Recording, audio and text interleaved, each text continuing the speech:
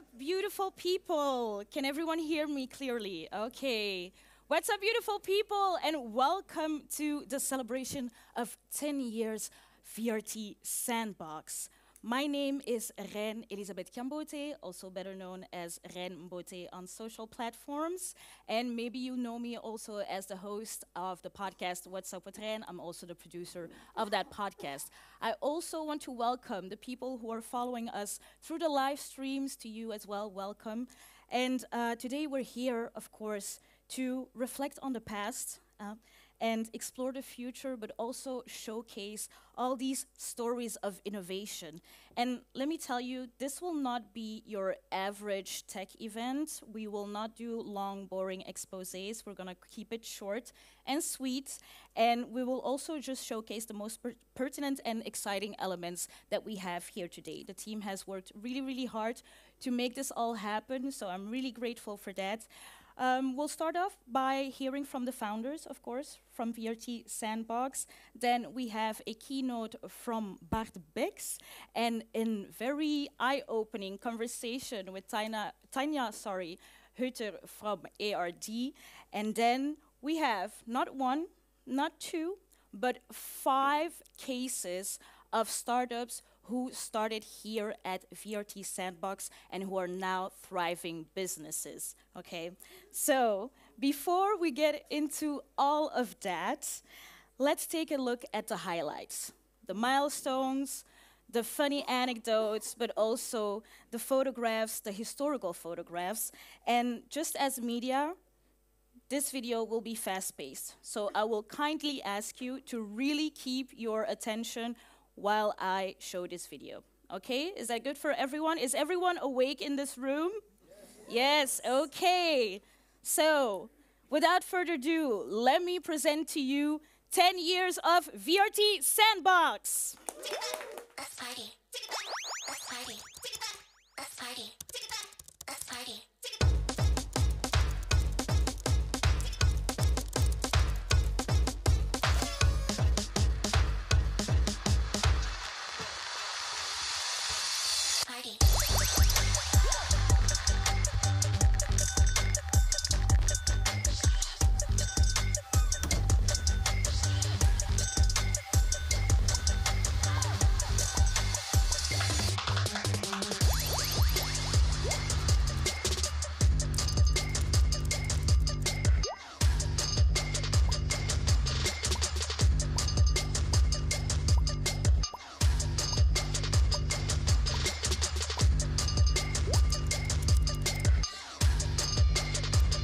اش خصك باش تصاوب واحد الطاجين خصك بزاف د الحوايج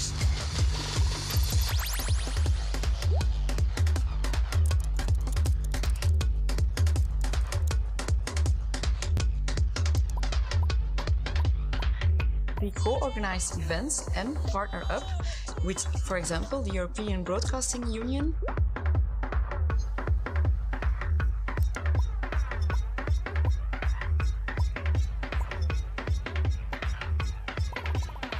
Ja, interessant om zoveel verschillende makers te zien en verschillende mensen.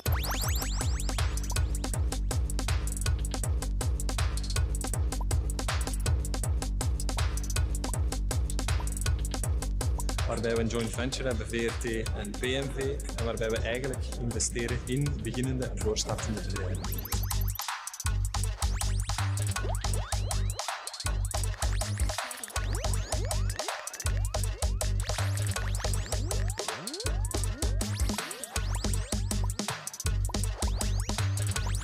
That's why we're part of Stadium, unique piloting program. We're excited to bring you, the media sector and investors together to boost media innovation.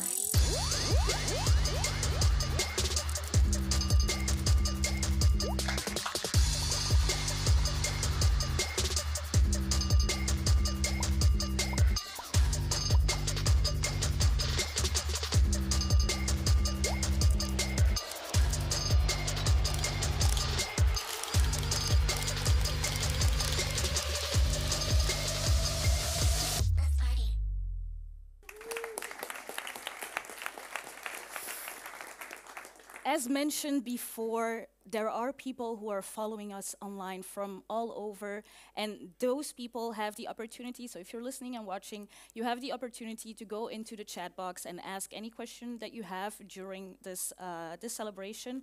And also for the people here in the room, you are not at a disadvantage. You will also have the opportunity to ask questions, but I will ask you kindly to wait for the microphone to be in the room so that everyone can hear your question clearly. Is that okay? All right. Now, let's take a look ahead, right, at the future of media and innovation. And for that, it is absolutely an honor to introduce the ones who have started actually VRT Sandbox. So I would like a warm welcome for the head of VRT, Stan Laden, and also the head of VRT Sandbox, Peter de Pape.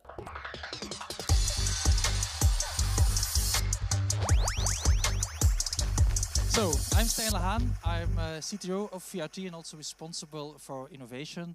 And for this event, I've been asked only one question, and that's to be very short, so I'll definitely do so. But I just wanted to give you all a warm welcome here in this magnificent Marconi studio to celebrate 10 years of VRT Sandbox. And like they say, time flies when you're having fun, so I'm very pleased to see so many familiar faces from those early days of VRT Sandbox, especially Mick de Valk, who is the real founding father of VRT Sandbox, but let's talk about that later on. But at VRT, we are very proud of our Sandbox work. What Sandbox learned us is, it learned us that we needed to take a much more outlooking perspective when it came to implementing new technologies, new ideas, new concepts. And whether we're talking about our new virtual production studio, which we use daily, on a daily basis today, live on air on VRT Canvas, or our spectacular digital products we launched, and they are very data-driven in the recent years, they all share some roots within a collaboration with one of the startups with VRT Sandbox. And we're very, very grateful for that collaboration. But at the same time, we are very proud for the fact that we see that a lot of organizations within Flanders, within Europe, have adopted our VRT Sandbox way of working. That shows us that we created a real value that also other parties could have a benefit from.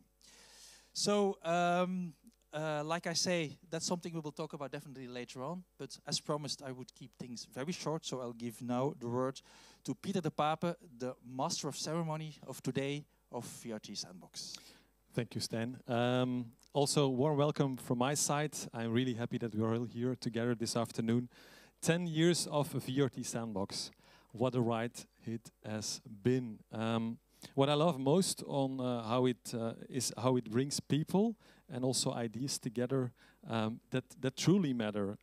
For example, Wobby, which works on misinformation via open data, or to name another one, MegaFind, where we test for the very first time conversational AI at VRT. These aren't just concepts, these aren't ideas, these are real, tangible things that we test out and that we use in the way that we work, create, and also consume media today, but also tomorrow. And if we go a step further, we have programs like Stadium that we've built, where we go out and search for the best scale-ups, the most promising scale-ups throughout Europe. Also, that is something that I'm really proud of. And we not only innovate with them, we really try to search for the boundaries of where media can go. So that's something that I really like about what we're doing with the whole team. And looking ahead, I'm of course very proud of what we've built together with you also. But I also know that this is just the start. I really want to keep diving and keep thriving in thoughtful and sustainable innovation. We need to foster the ecosystem of Flemish startups, but also European startups in Flanders and so across Europe. So together, I think we can create media that is ready for the future. That's where we go for. Thank you for being here and enjoy the show.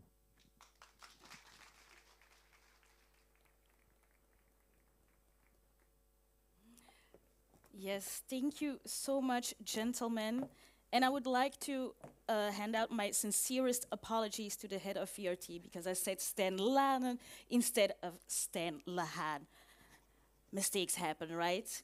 So, and I believe that I can speak for everyone here on behalf of everyone that we definitely share that excitement. This is not a small thing. It's something that started very small, but it became something humongous. And especially when we're listening to all these innovation, all these stories from everyone here in the room, but also from all around, like Peter de Papa said. So our first keynote speaker is no other than someone who fits up right that alley, right? He's a visionary leader, shaping the intersection of AI and media innovation, and he is representing the European Innovation Council and Genesis, and he's here to share how Europe's growing AI investments can transform our industry. Please give a warm welcome to Bart Bix.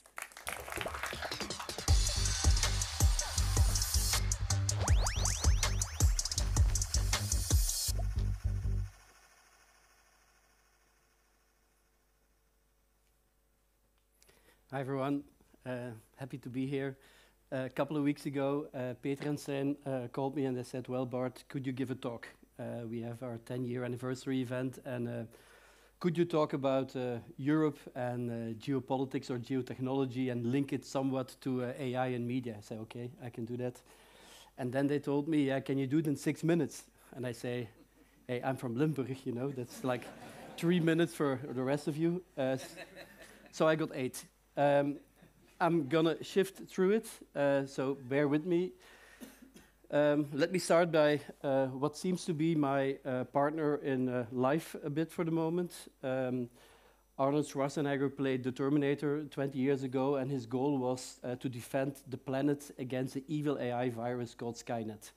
I ended up 20 years ago being CEO of a company named Skynet, which is now part of Proximus. But nowadays, I think a lot of us are confronted with Skynet as a symbol of evil AI, unethical AI, and building out a new world where we're confronted with the constant limitations of how AI might negatively impact us as well. So Arnold is there for quite some time.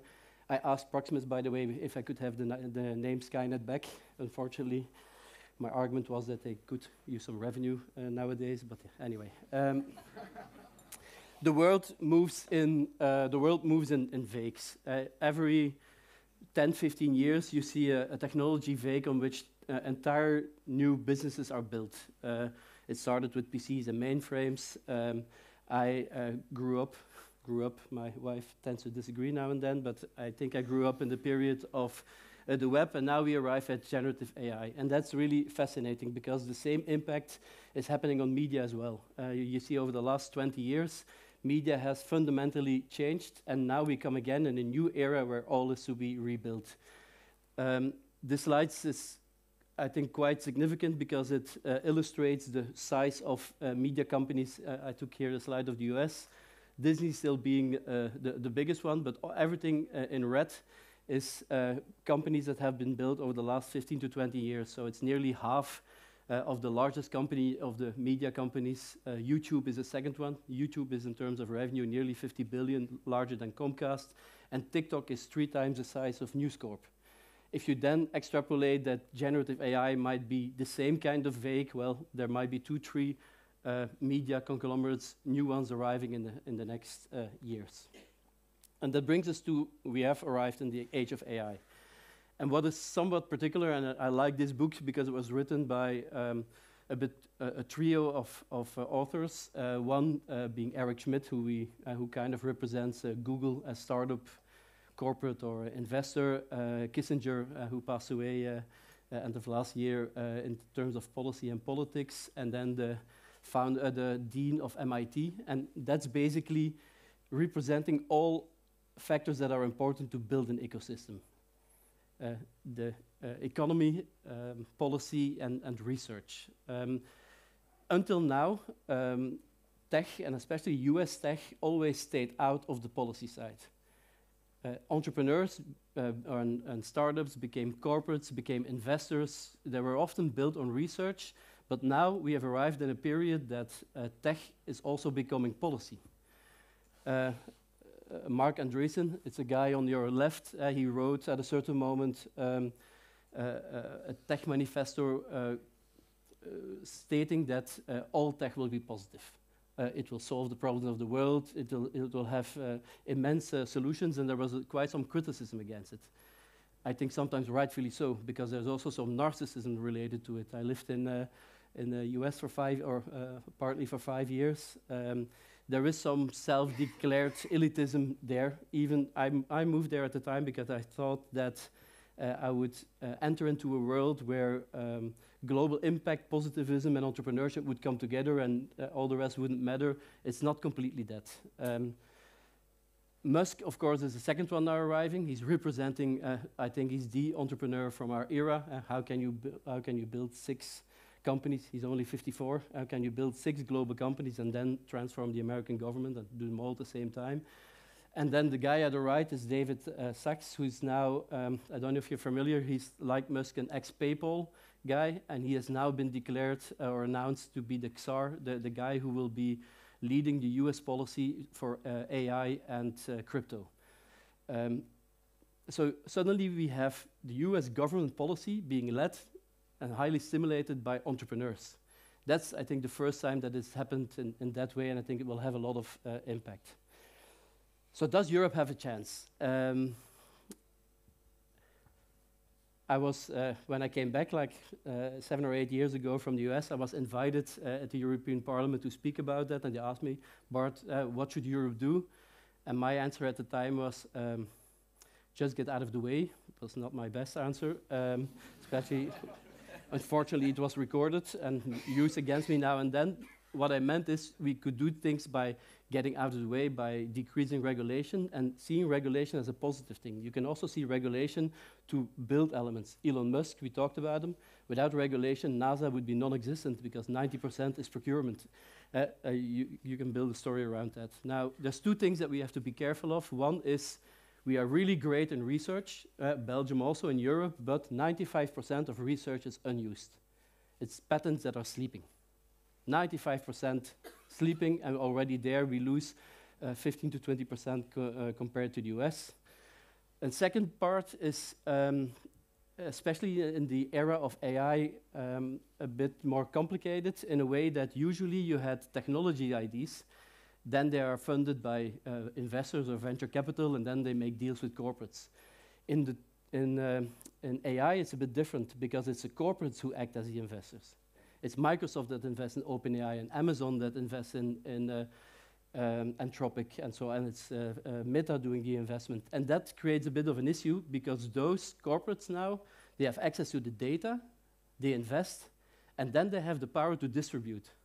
Microsoft can distribute OpenAI and all of their products. And why is that a bit complicated? Because this is a chart of companies that are worth more than 10 billion, and that are created in the last 50 years. On the left, you have the US, and on the right, you have the EU. So it's not going to come from the EU corporates, right? And so I believe that policy can and needs to be there, because otherwise we can never do something against this imbalance. How can we do that? One of the things is to have a relentless focus. I think there is not enough focus on AI from people who are leading our companies. Last week, Jeff Bezos was at the New York Times conference, which is a bit a lineup where everybody arrives, and they ask him, how much time do you spend on AI? And his answer was 95%. So a fairly impactful entrepreneur leading Amazon spends 95% of his time on AI. I think if we have to do the same with our Belgian CEOs or even European ones, I don't know how much it will be, but certainly less than 95%. A second thing is that I think that Europe should do a lot on policy and on doing new innovations. We talked about EIC, European Innovation Council. It's a 10 billion program investing in research transitions to companies and scaling them. It's mainly now on healthcare, on energy and digital transition, and soon on, it's a bit too short to talk about it now, soon on dual use and defense tech. I think that the media sector should fight to be part of that and be much more research-driven. If you look at the results after a couple of years, it's quite active. They do about 1/3 of the 10 billion fund is equity investments directly into startups, and we do about 2 or 3 a week for the moment, so it's quite active. I think media should be part of that. On top of it, we co-invest with 70 other entrepreneurs, so every euro invested actually does it times 5. That's kind of a syndicate on a national level. We had for media, we had IMAC doing it, but I think it's no longer focused enough on AI. So having some kind of structure that helps media companies to do that is really needed. Maybe VRT and maybe Sandbox is the perfect example to scale it, but then directly across Europe, so that all the startups here directly have a much larger market going forward. Normally I would take you, but time is too short today. I believe that every ecosystem is determined by the 5 elements that I mentioned: entrepreneurs, risk capital, research, policy, and corporate. To just give you one example, I think I'll talk about the entrepreneurs, because there's a lot of great things happening in Belgium as well. We're not there yet at some other countries, and look here at the screenshot of what's happening in Sweden. So in Sweden, at a certain moment, Skype was an important exit because they were acquired by Microsoft for approximately 9 billion. That created all these companies. So in total, it's more than 600 companies that spun out of people. No entrepreneurs, whoever has a good result, will stop. They will either become again an entrepreneur or help or invest or start a fund. So here they have a massive amount of new companies, and on top of it they have their fund. They just announced that they had, this is the founder of Skype, that he raised a fund of 1.2 billion to invest, of which 1/3 in early stage. This is Sweden, right? It's the same size as Belgium. Another example is Estonia. I was there a couple of weeks ago. Estonia has 1.5 million people. It's like Brussels, basically. And they have 10 unicorns, and 10 that are arriving. We also have a couple of good things, Brussels and Ghent. I know there's a lot of people from Antwerp and from hometown Limburg here, but the 2 where that's happening most is Antwerp and Brussels.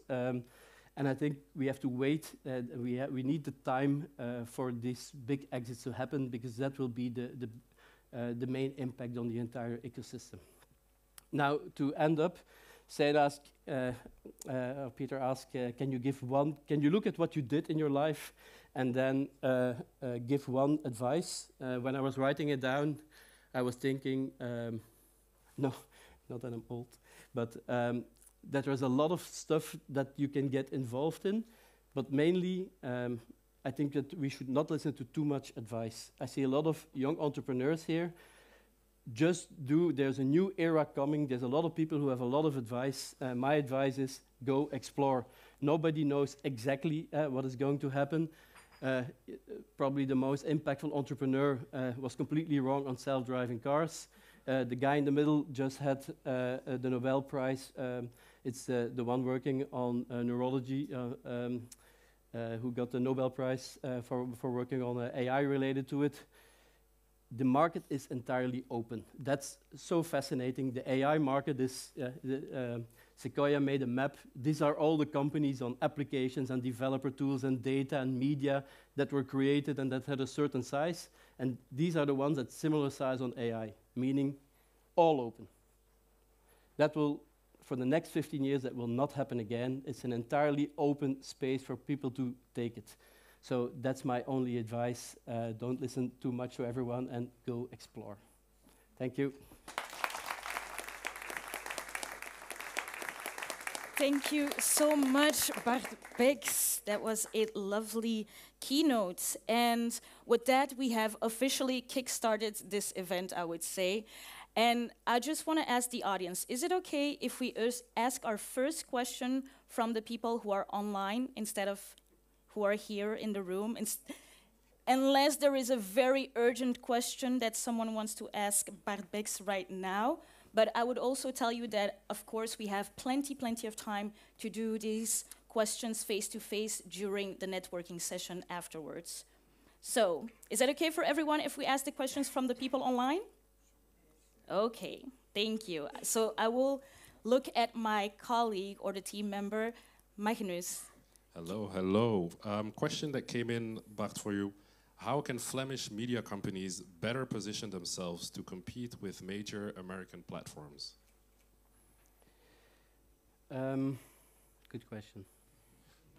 I think all of the above. I don't think there's one magic element, but I would really look at all these 5 and then build it around the media companies. At this moment, I think there's a lot of ideas.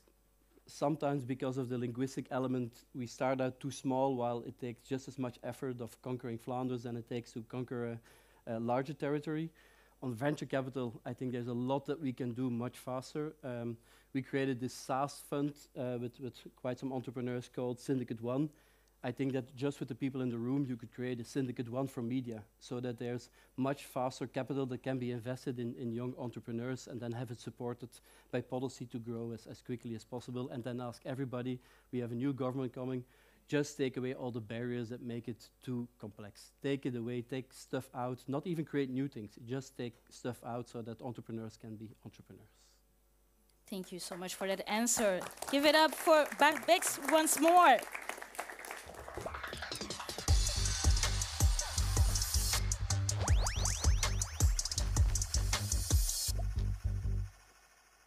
As you can see, our next speaker is Tanja Heuter from ARD, and she will talk to me. We did have the talk, sorry. I'm scrambling all my words today. I don't know what's going on. Let's say it's the weather. I'm not a cold weather person, but we'll get there. So next up, we'll be discussing a vision for a future without apps. We're all used to apps now, but what if there aren't any apps anymore for media consumers? So what will happen when they shift away from these apps created by media? And the media expert and head of ARD Distribution Board will share some practical insights on how to stay relevant in a post-app world. And also, what is a post-app world? Can we even imagine that today? Unfortunately, Tanja couldn't be here with us physically because she had due to personal reasons, but I had the pleasure to talk to her beforehand, and this is the conversation that you can follow now.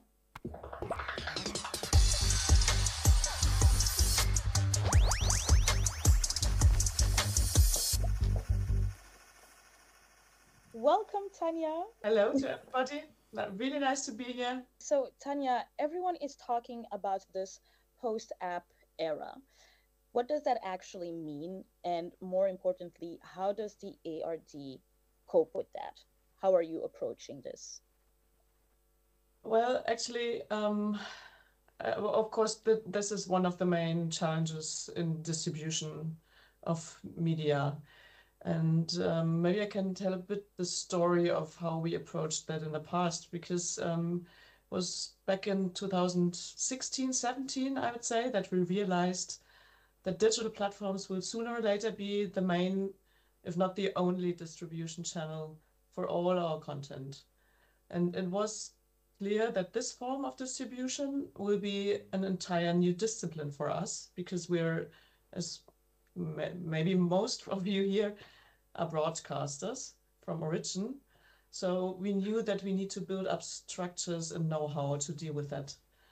And we saw that the most fundamental change to traditional broadcast distribution are the gatekeepers who are placed between our content and our audience. So we understood that the ability to master this new ecosystem will be essential for our success. What we did then is that we've established dedicated partner management teams. So we really built up new resources to understand this universe and to handle collaborations with those platforms like Google or Amazon or Meta or Spotify. That was the first step. And those teams are interdisciplinary, and their main role is to understand, in the first place, the unique requirements of each platform, whether it's metadata or technical adjustments or promotion strategies, and to ensure that our content is optimized for discoverability on those platforms. Mm-hmm. And I think metadata is also something that is hugely important, and the quality of the content that you create are key factors for discoverability, which is the main important thing for distribution to be discovered on these platforms. Can you elaborate on what ARD is doing specifically to address this? Yes. I mean, you just mentioned that in your first sentence, that of course content remains king. So the best trick to stay visible is to create content that no one really wants to miss. But that's, of course, that's the job of my colleagues in the program departments. What we're doing is we're really putting a lot of energy and resources into metadata. And I remember someone from Google telling me many years ago, he told me the feed is the app. And back then I only vaguely understood what he meant, but I somehow knew that this will have a major impact.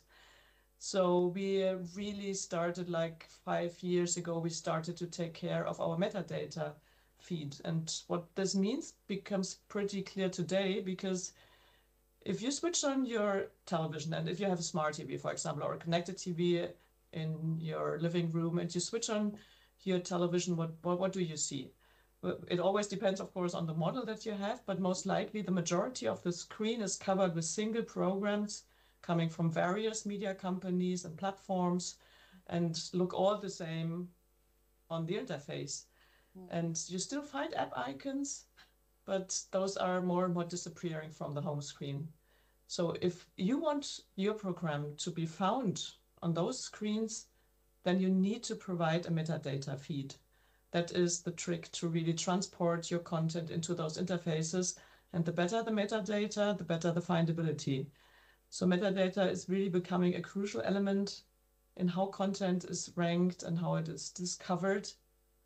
So for now, and I think also the time ahead, my advice would be to allocate a good part of distribution resources on this metadata feed.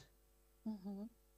Even though that your department might not be the one who has to create the content, but do you know any specific types of content that works really well on these new platforms or in these new formats? And how is ARD adjusting to those requirements in terms of content? So in general, I think we can see an increase in video consumption. But for example, search remains really important for us when it comes to news, and search engines still rely heavily on text. So that depends a lot. But the requirements vary, but as I said before, good metadata and good key visuals also, they play an important role. The key visuals and the technical quality of your product, of the program, those are all things that certainly help to make your program visible. Mm-hmm. So we are really trying to understand at a very early stage from the platforms. We're in constant dialogue with them. So what's coming up next? What's your product development going to? What can we do on our side to improve? There's also a disadvantage. There's also a risk to this increasing fragmentation, because of course you lose context. So if you're just one tile of content among others, and part of our mission is also the context of the content. And if content only appears in isolated tiles, then the users may not realize that it's our content at all. So that, I think, is one of the biggest challenges in this new environment. Yes. And it's a huge challenge, but maybe also an opportunity for change, for innovation. Conversational AI like ChatGPT seems to be a big game changer. Everyone uses it, even some grandmas, I'm assuming. So they use it for content discovery. What is ARD's vision on working with these new technologies? So what we do is we build up resources again. We try to build up expertise and people who have the time and the understanding to work on those topics.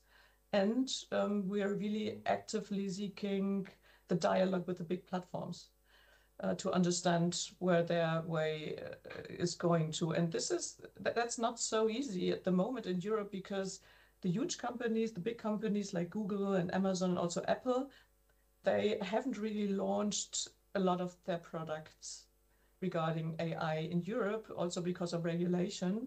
So it's a bit of a black box still. One good thing that we see, one interesting thing, one advantage and one chance that we see is that what is going to play an important role is trust. Because with AI-generated content flooding the internet, trustworthiness becomes even more valuable. And this is something that is part of our mission. So we as public service media, we are of course investing a lot into credibility and responsible journalism and quality journalism. We have always done that, and we see that platforms are seeking, or they're really integrating signals into their algorithms to detect trustworthy content. And this could be a real asset on our side. So we're trying to add, again, metadata. We're trying, for example, just one thing, we're trying to add information on our journalist, on the author of a specific piece into the metadata to like make it distinctable to other content that might be generated or generic. Yeah. Great. And finally, let's look ahead.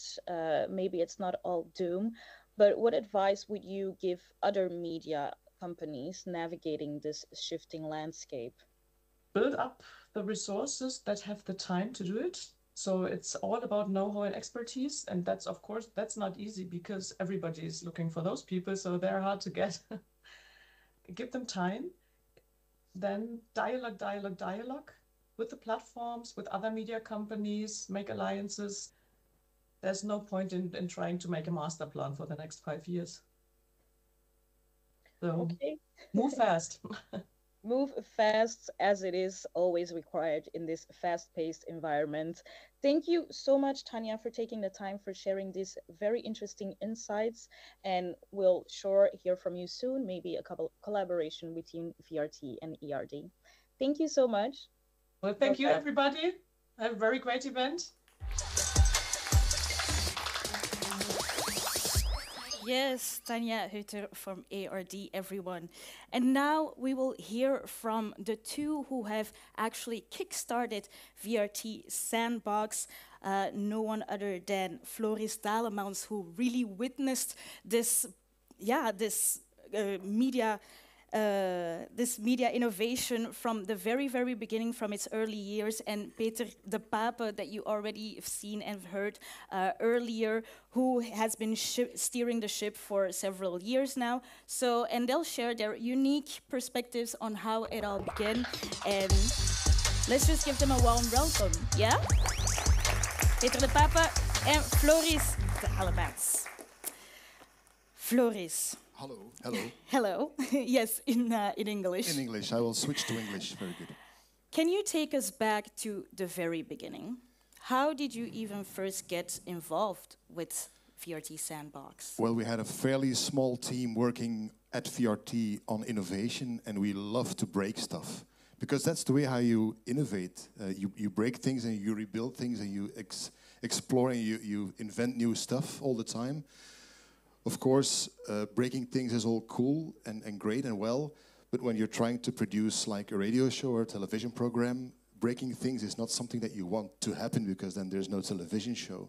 So really early on we detected the problem that we needed to innovate and therefore break things, but we also needed to be able to provide certainty to people who we want to innovate with on the floor. And that's really where the Sandbox came from, I think, from trying to solve that problem, trying to create a safe space between breaking stuff and producing actual programs. And yes, when you started, it was here on the 3rd floor. When you started it was near the cafeteria. I don't know if it's left or right from here, but I know there are probably pictures because it really started in a sort of a black box, dark room kind of things. The thing is, it's on the 3rd floor, but not in this building. It's in the other building, right where the mess is. People who know VRT know more or less where that is. We got a picture here. We got there was a room made available for us to host the first Sandbox. Of course, this was just a used office space. It wasn't funky at all. It wasn't really clean, for that matter. So it really needed some paint. And we just got the room. We didn't get any paint or any budget for paint. So what you see here is a bucket of paint that we stole from the place where they built the sets and the decors for VRT, because I knew there was paint around there, so we grabbed the bucket of paint over there. We bought some paint rolls, and we painted the thing ourselves. Who you see here are Koen Meiskes and Dieter Boon. Koen was one of the first originators of Sandbox, and Dieter is still the head of innovation, the innovation department at VRT. I'm not in the picture because I'm the one who's taking the picture. This predates the selfie era. We would have probably made a selfie if we did this today. But that's how we really started the Sandbox. We needed a clean space to host our Sandbox in, and no one was willing to give us paint, so we stole paint and we painted the thing ourselves. And happy that we did, because that's really the way that Sandbox works, I think, up until today. I don't think Peter steals that much paint nowadays. But just try and go forward as fast as possible is what we did back then and still do today, I think. Mm-hmm. And I think that is also typical with media or innovation. You just have to get started, as Bart Bex also told us earlier. Peter, when did you get involved in this? Yes, unfortunately, I wasn't there when the painting was there. I was there after 1 year and a half, I think, 2 years. Then I came in. And so we already moved. So the first one was actually on the 3rd floor below what we call the mess here for people that work at VRT. But now, when I entered, we already were moved to another bigger space, close to an area where a lot of people pass by during lunch, ideal to get to know people, and also people with ideas coming in. So that was the idea why we moved to the VRT Sandbox where we are today. Mm-hmm. Yeah, my main goal was after 2 years, it was already started. Some people knew what VRT Sandbox was about and what working with startups was about. My main goal was building out a team and a sandbox that was better known inside VRT, also with some people that decide about where we are heading to, but also outside, getting to know a lot of entrepreneurs and startups that want to work with VRT. So that was a bit the goal after 2 years Sandbox. If you would look up to now, 10 years later, I have some numbers with me because every celebration needs some numbers, and I just want to showcase 5 numbers. After that, we immediately dive into new things, but I just wanted to mention some numbers to see what the impact of VRT Sandbox delivers. And the first one is we've worked on more than 100 innovation cases right here in Flanders, partnering with Flemish startups. So that's one. This effort has led to 6 investments and 1 major exit through Media Invest Flanders. So it means that it's lasting value on these collaborations. And inspired by the VRT Sandbox model, more than 34 media houses across Europe have joined forces to create the Sandbox Hub. It's a European network driving innovation via startups. And then we go to the next.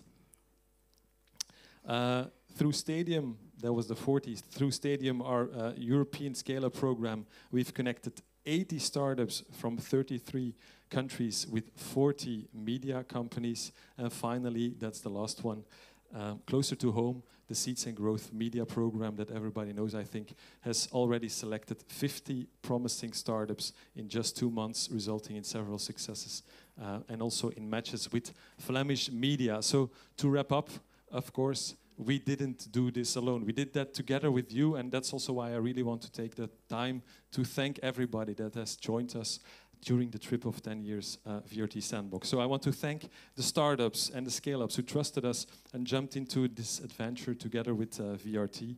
Our partners who helped us create programs like Stadium, like Seeds and Growth Media. I want to thank the Flemish and European media companies who welcomed new startups, scale-ups, and collaborated with them and helped them grow. And lastly, but not most, maybe the most important one is also I want to thank the VRT Sandbox team. There are a lot of faces worked in Sandbox, and that has also to do because of the fact that we started working with a lot of freelancers. So you will see a lot of faces that worked into our Sandbox. So thank you everybody who was part of VRT Sandbox in the beginning, during the paintings, but also maybe later on where we grew and let VRT Sandbox be what it is today. So thank you all, and I really want to Give yourself a big round of applause. Applause for yourself. Thank you so much, Floris Dalemans and Peter de Pape, for all of this, and cheers to what is still to come. Okay, beautiful people, now we're going to dive into, I think, maybe the most fun part, the cases. We are here to introduce the several startups that jump-started right here at VRT Sandbox and who are now thriving businesses, as I said before. And it is my pleasure to start off with ML6 and ScribeWave. As a machine learning engineer for two companies, ML6 and Hugging Face, Niels Rogge democratizes open source AI models through contributions on GitHub and makes sure that everyone can benefit from the latest models. And then we have ScribeWave, that was founded only last year in 2023 by the hands of Ulysse Maas. What began as a hobby automatically transcribed, what began as a hobby swiftly blossomed into a thriving SaaS platform. I think y'all know better what it means. But for those who do not know, it is an online platform that uses AI to automatically transcribe audio and video files and add subtitles in more than 90 languages, including Flemish. So during this short period of time, ScribeWave has attracted over 2,400 users and recognition from media players like De Morgen, VRT, of course, and Woestijnvlies. Please give it up for Ulysse Maas and Niels Rogge.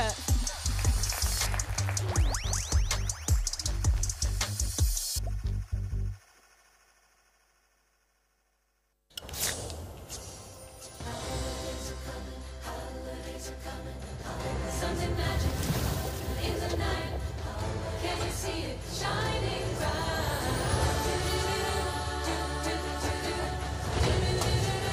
Always Coca-Cola.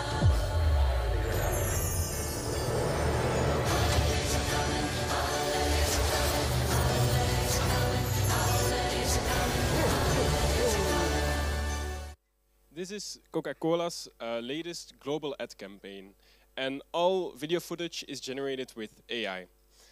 We don't know which models they used for this. It won't be OpenAI Sora, because that just released this Monday. But as you can see, generative video AI exists, and it is already used today. And Niels and I will today share our excitement about the improvements in generative video AI. Yeah, so this is just to give some comparison what we had just 3 years ago. So 3 years ago, if you just wanted to generate an image of Steve Jobs using a Windows PC, this is what you get. So it looks horrible, right? If we go to the next slide, this is what we have today. So these were actually all generated with an openly available AI model. It's called Flux. For example, if you want to generate a cat made out of oranges, nowadays we just have stunning images, and it's actually not limited to images, it's also extending now to video generation. So for example, this one is an example that I took from Meta's movie gen model, which was released this year. Well, they actually didn't release the model, they released the whole paper detailing everything. For example, if you give a text prompt to generate a monkey who is playing with a ship, this is what comes out. So this is already quite incredible. And of course, apart from the visual aspect, generative video also needs audio. And we see that there are also many improvements in this area. So for example, we see very advanced voice agents popping up, or tools like Suno or Udio that can create entire songs from scratch.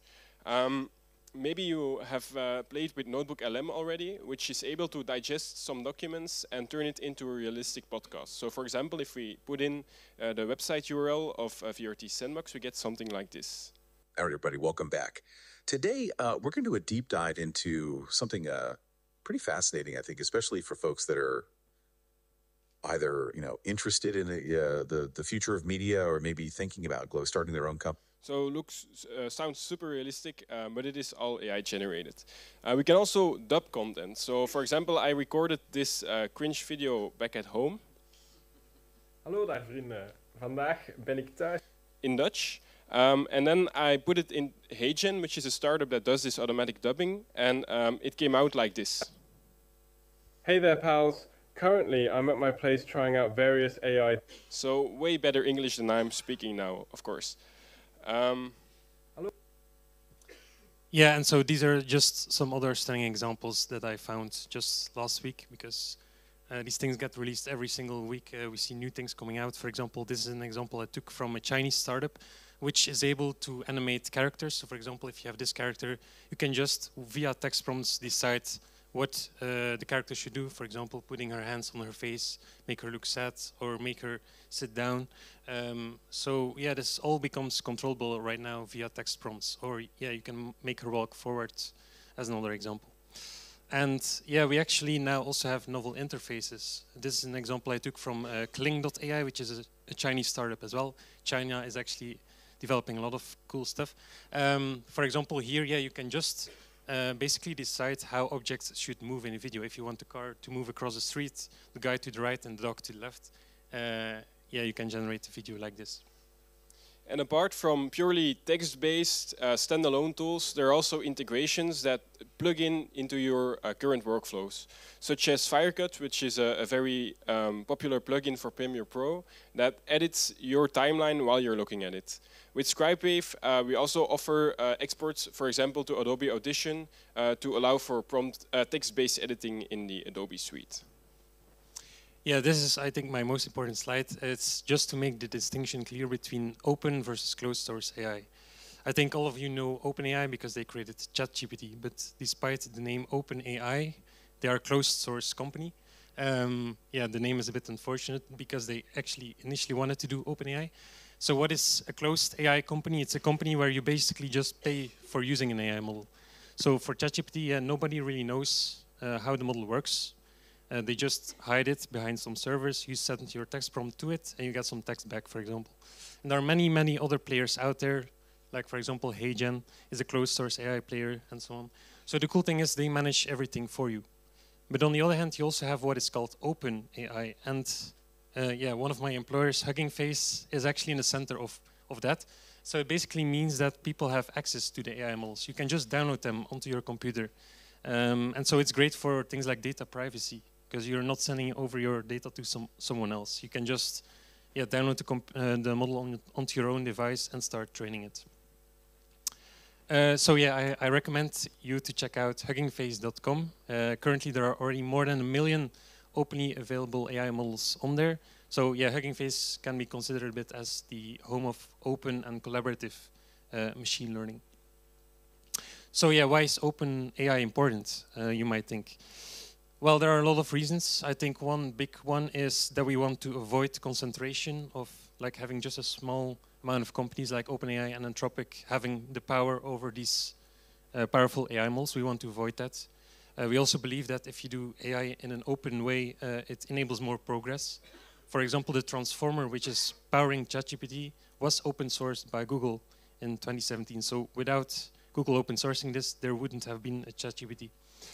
And yet, it enables more transparency. And also, for example, Mark Zuckerberg says that it's also making things more safe because everyone can just hack around on these models and find holes in them. And last but not least, let's not forget that not all AI is generative AI. There are also more traditional object recognition models, segmentation models that are doing great things, such as SAM2 by Meta, which may help you as a video maker tremendously to automate boring manual tasks. So time is running out, but thank you for your attention, and we're happy to chat after the presentations are over. Thank you. Thank you so much, Niels Rogge and Ulysse Maas. Are there any questions in the room, quickly? No? If they're not, we're going to move on because we are running out of time, but no stress. So the next one is a very particular one. The founder worked here for several years as a researcher and a fact checker and a data journalist at VRT News. His startup, Wobby.ai, has secured 1.1 million euros in seed capital investment a couple of months ago, and now they can continue its mission to fight misinformation. So please give a warm welcome to Amra Dorschbayer.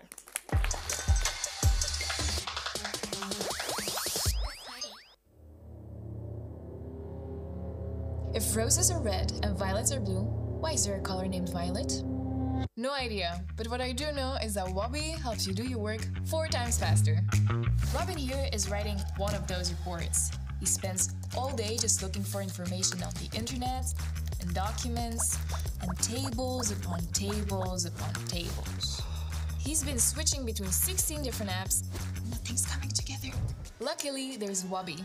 Wobby is an all-in-one AI workspace that helps you find information, make sense of it, and create content much more efficiently.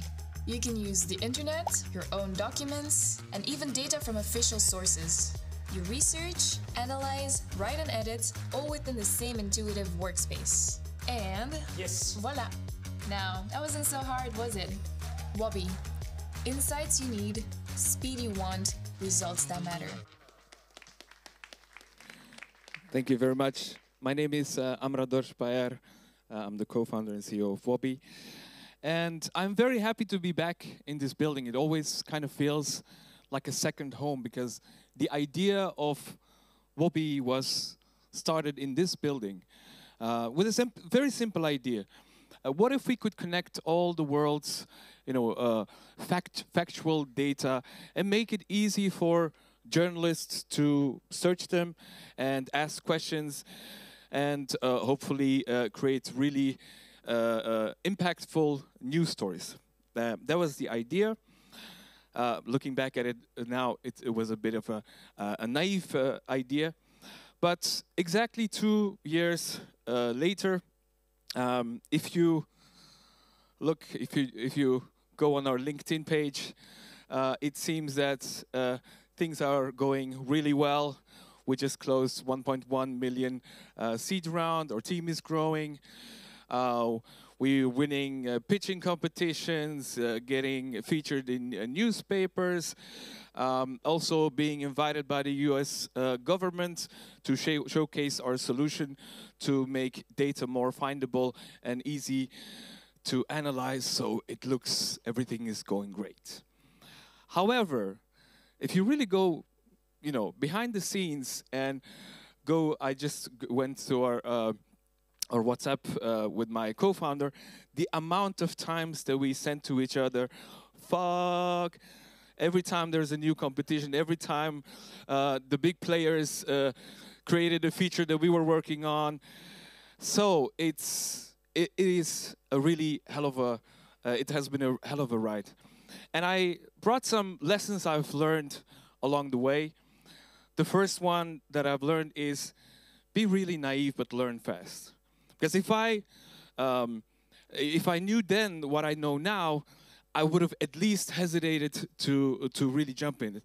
But having a little bit of naivete and just have this attitude of, okay, I'll just jump in the water and figure out how to stay afloat really helped us. The second thing is just do stuff that creates information, because our initial idea utterly failed. Journalists are not really using Wobby because there is a lot of change management and a lot of things that are happening, but other markets are really interesting. They're using it and creating very useful content and analysis to make important decisions. And also build, validate, and iterate. We don't have a lot of time to do a lot of user research. Just if you have an idea, just build it, prototype it, and try to sell it. And if someone's actually wanting to buy it, then you're actually on the right track, and you have to do it extremely fast. Perfectionism will kill your business, especially if you're in an early stage phase. If you're just trying to make things perfect, it will kill your business. Again, just build it very fast and validate it and iterate. Get to know the box and then get out of it. People say you have to think outside the box, but in order to think outside the box, you really need to get to know the box. How the market works, how the VC works, how investment work, how all these technologies work, so you can actually be creative. And last but not least, don't forget to celebrate the wins, because it's a hell of a ride. As I said, it's a roller coaster. The highs are really high, the lows are really low. And yeah, just take the time to celebrate sometimes, which really helped us. Thank you. Thank you so much. Thank you so much, Amra Dorsbayar. Now, next up is Mapshot. As an entrepreneur and gaming enthusiast, the CEO of Mapshot, Stefan Celis, empowers brands to connect with the next generation through immersive gaming experiences on Roblox and Fortnite. I'm sure you all heard of Fortnite. Please welcome Stefan Celis.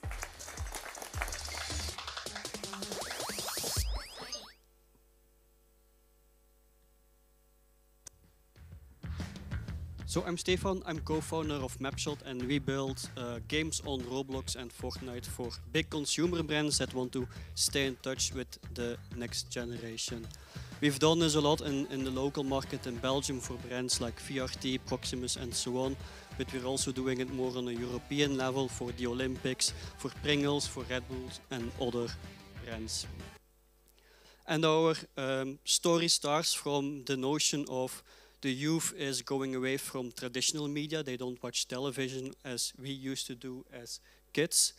And the younger the kids are, the more likely they are to play video games instead of watching a TV show. And it's great to see VRT and Catnet also investing in Roblox, because I look at my young 4-year-old son. He quickly finds the remote of the TV, puts on YouTube on the smart TV, and before I know it, something like Skibidi Toilet is screaming throughout my living room. And I know Roblox is in this near future. And then it's great that Catnet and VRT are creating a safe space for my kid, and they are still trying to be there for him. Because there is always content that goes through the moderation, even if it's not age appropriate for him. And looking ahead for Roblox, for Gen Z and even more so for Gen Alpha, the real world and the virtual world are really blending together more and more. And these are the pillars that Roblox is focusing on. And most of them are normal and not surprising. But one thing that I want to focus on is e-commerce. And it's going to be the big one for Roblox next year. This year, there were already several business cases of where they've done e-commerce inside of Roblox, inside of games. An example, for example, in the States was for Walmart. And they sold headphones inside of their Roblox game. Kids going in, doing race games with a shopping cart and so on, and then they had the ability to buy a headphone. And that headphone was a digital version for their digital avatar, but also immediately a physical one sent to their doorstep. Another example was for movies. This year in October, a lot of movies already do activations in Roblox to push the movie release towards a young audience. And the Beetlejuice movie did it a step further. Not only could you play Beetlejuice minigames, but if you liked them, you immediately were able to buy your cinema ticket directly from Roblox. Beginning of next year, there will be an official Shopify plugin for creators in Roblox, and I do expect it will change a lot of e-commerce if you're talking to a younger generation, Gen Z and Gen Alpha. I brought with me a quote, and it says, if you don't own your brand on Roblox, the Roblox community will. And it's true for both Roblox as well as for Fortnite. Top and on the left are all Roblox games, bottom on the right are Fortnite games. And I intentionally picked for the Roblox part all Belgian examples, and many of these companies probably don't even know about Roblox or what it is.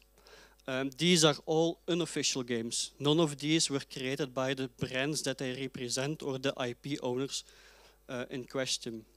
Some of them were very passionate hobby creators, like Plopsa Blocks is a full recreation of Plopsa Land in Roblox. Others just use the brands to drive in traffic because they are recognizable, like Xbox and PlayStation.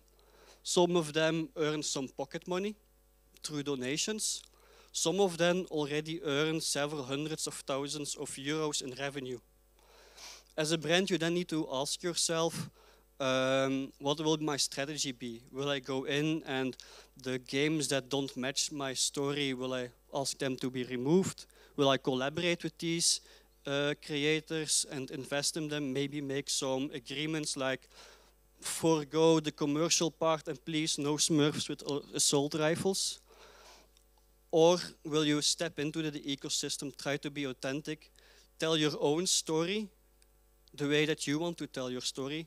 Otherwise, the people will start to create another story of your brand and it might not be the story that you want them to tell. And that was my presentation. Thank you so much. You can give me the clicker. Yes. So, next up, we have Steven Tielemans, who is the CEO and co-founder of Theo Player. His mission at Theo is to simplify video operations, empowering developers to easily integrate high-quality video into their applications.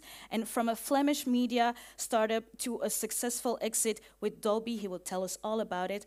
Please give a warm welcome to Steven Tielemans.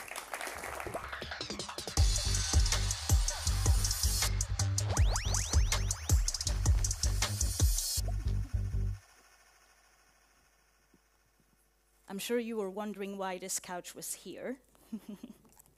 So, welcome, Steven. Thank you for having me. So, let's take a moment to travel back in time, shall we? And see what the evolution was of Theo Technologies. I have 4 pictures that I will be sharing with you, and I will be handling the clicker. This time it will be much easier. So, let's start with the first one.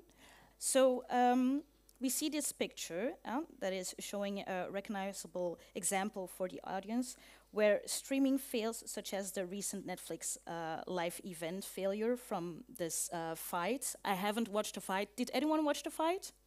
No? Only one person? Oh, a couple. Okay. Can you explain us what the problem was? Mm-hmm. So, doing video streaming well is hard, especially live streaming, because the internet is never developed to do video streaming. The internet is developed to show static web pages and these dancing GIFs. But today there are more than 5 billion people connected to the internet, so it's actually a great medium for content owners to stream their content directly to the end viewers. Mm-hmm. However, consumers, you, me, everyone here, we all expect that whatever device that we have or wherever we are, if we are at home or if we are in the bus, we all expect that we press that play button and that video starts playing smoothly. Might look simple. Well, it's not. That is complex. There is technology behind it. And that's actually what we do at Theo. And even the big tech giants, they struggle with this. On the image, you indeed see the Netflix case. Netflix last month trying to live stream the boxing game between Mike Tyson and Jason Paul. Well, it was not really Netflix and chill, I would say, what they did there. So what we do at Theo is we help media and entertainment companies actually to avoid exactly this. Okay, wonderful. Next up, we have this photograph. So you started Theo in 2012. This picture screams 2012. It takes us back to the early days of Theo Technologies. Can you tell us a bit how you started the company? So Theo was indeed founded in 2012, 3 founders. And one of the first projects we did was Volley TV. So the Belgian Volley League, they wanted to live stream their games directly, not depend on the broadcasters anymore, who are only broadcasting them a couple of times a year. And we were technical partner in that story. So that means we were really sitting next to the field with our laptop. We were getting the cable of the director, and it was then up to us to make sure people could watch these games live and afterwards on demand. So early days of video streaming, I have to say a little bit startup, chaotic style. As a company, we never made a lot of money with Volley TV, but we learned a lot of it because we were confronted with the problem, the challenge that we actually solved later ourselves. Why is video streaming so difficult to do it well? You had to stream in multiple formats, you had to use multiple video players.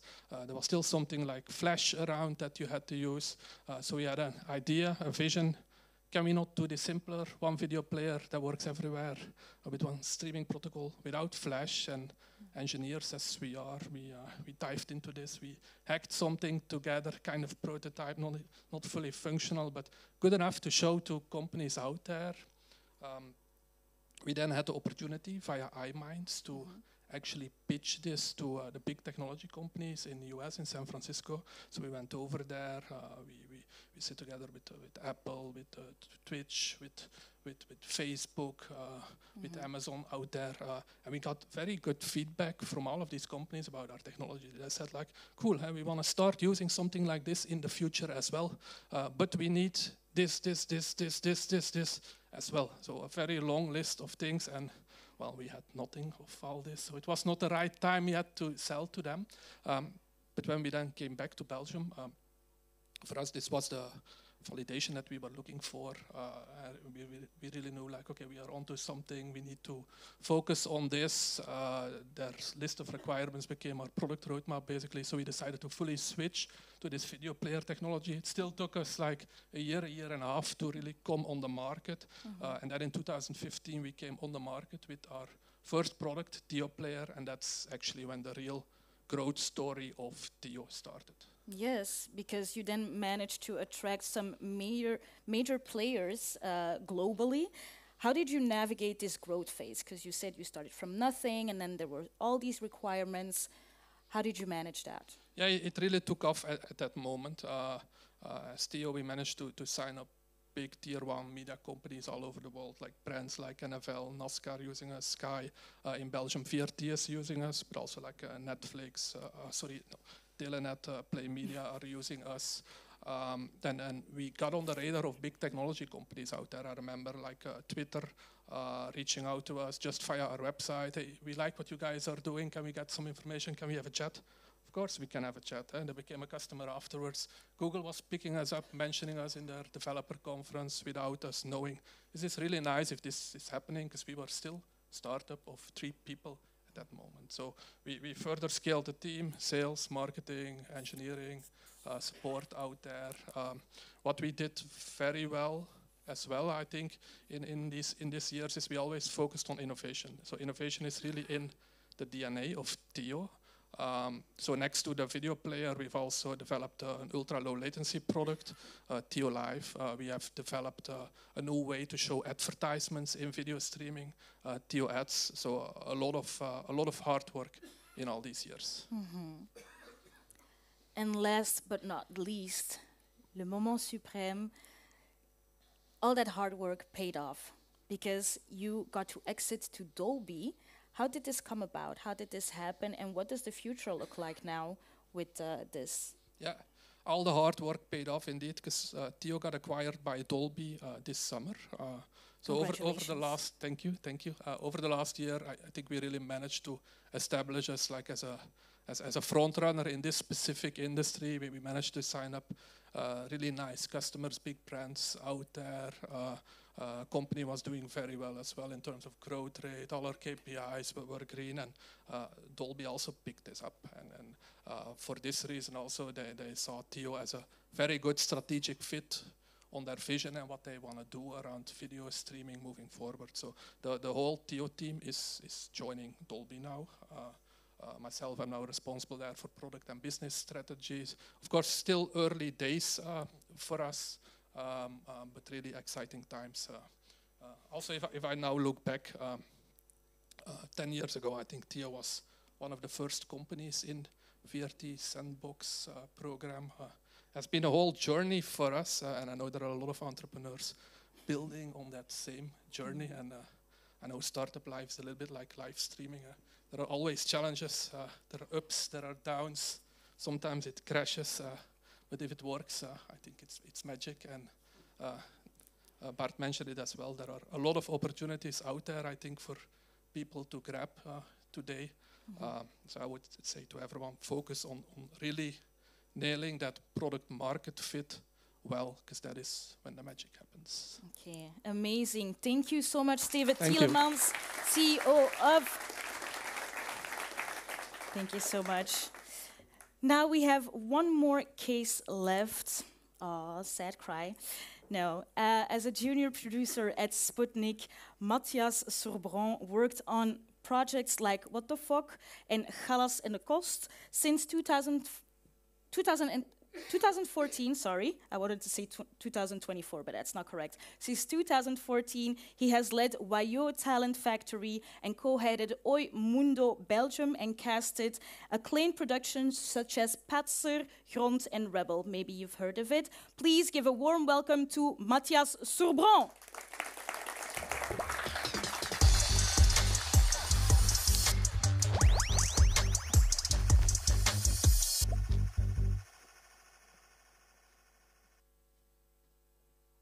Yo, ik ben Quentin.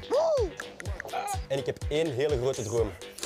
Een boomhut bouwen. En jullie kunnen op mijn vingers kijken totdat de boomhut af is. Let's go! Hey, maar ik ben getraumatiseerd.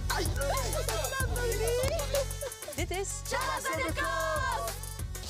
Is oké. Dat is zo dat je het leven wilt vergooien. Mijn fucking leven, who cares? Keep the fucking grip, oké?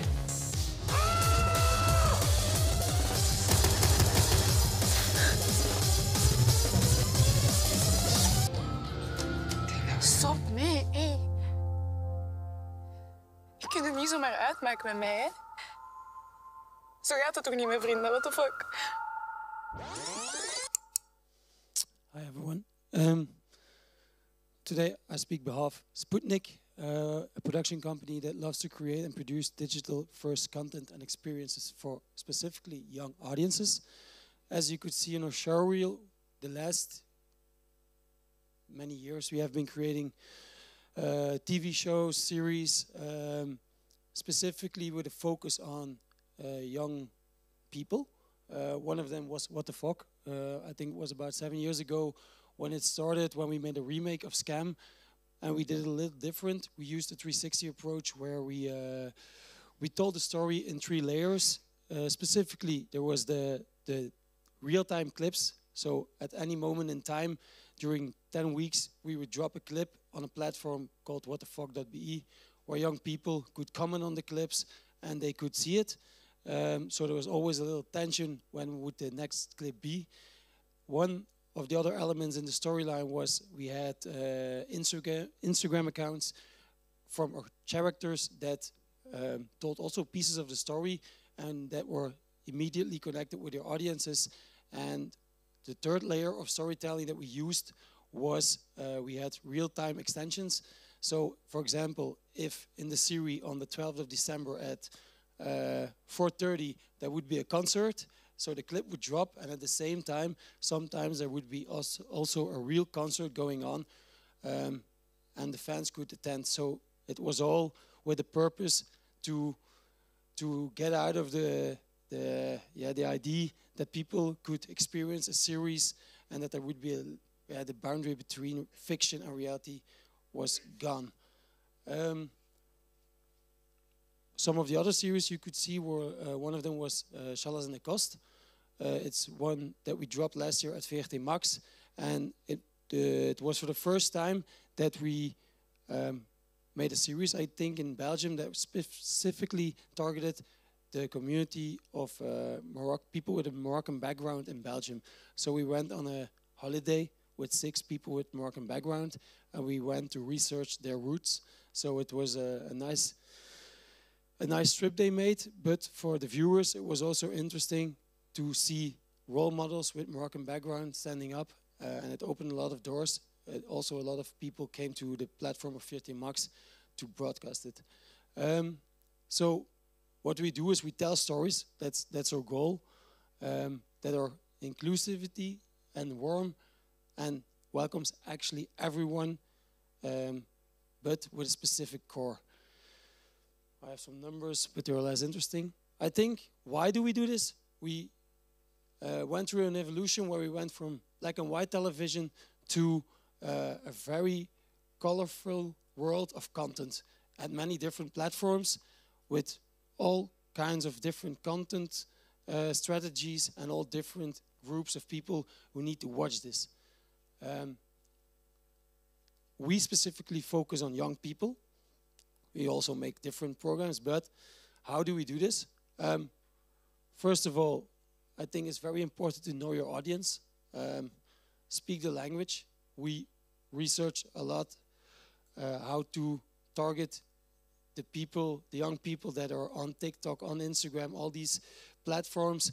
And we also use young people to evaluate the programs we make before we drop them, so we know it works well and it's okay.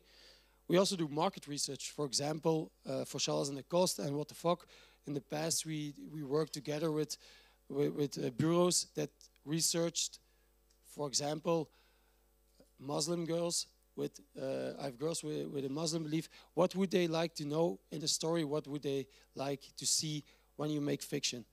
And one of the most important other things that we use is we use young talent to tell the story. It's for them.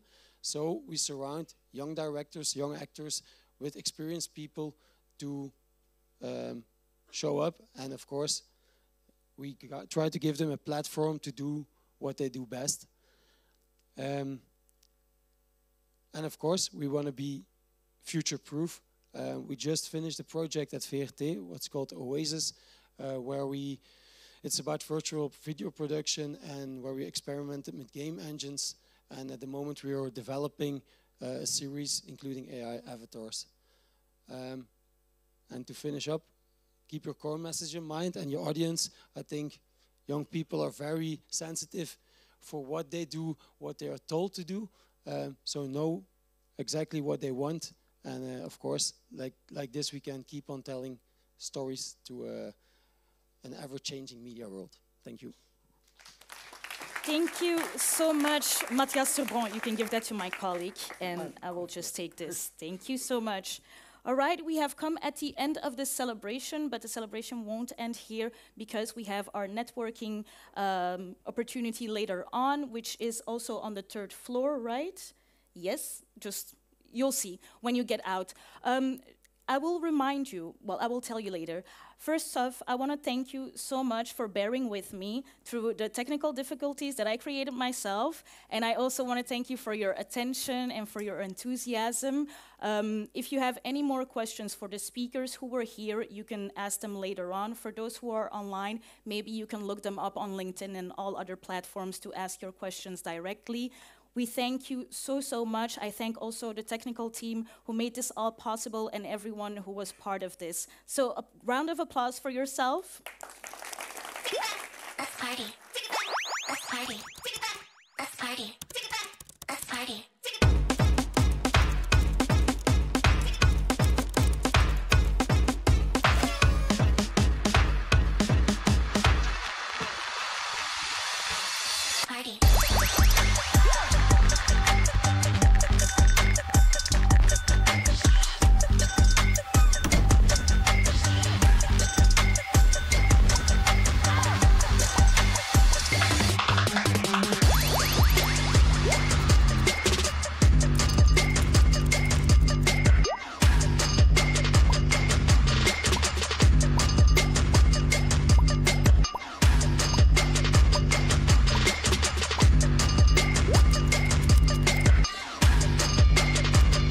اش خصك باش تصاوب واحد الطاجين؟ خصك بزاف د الحوايج.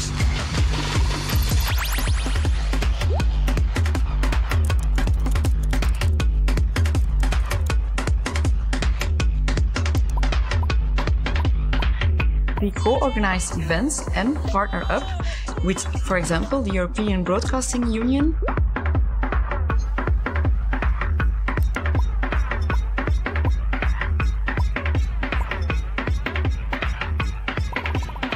Ja, interessant om zoveel verschillende makers te zien en verschillende mensen.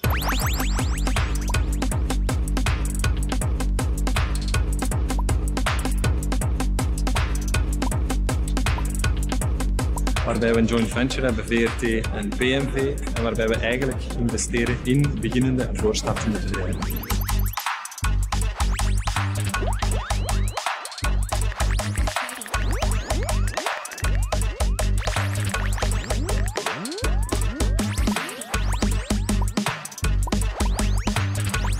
That's why we're part of Stadium, a unique piloting program. We're excited to bring you, the media sector and investors together to boost media innovation.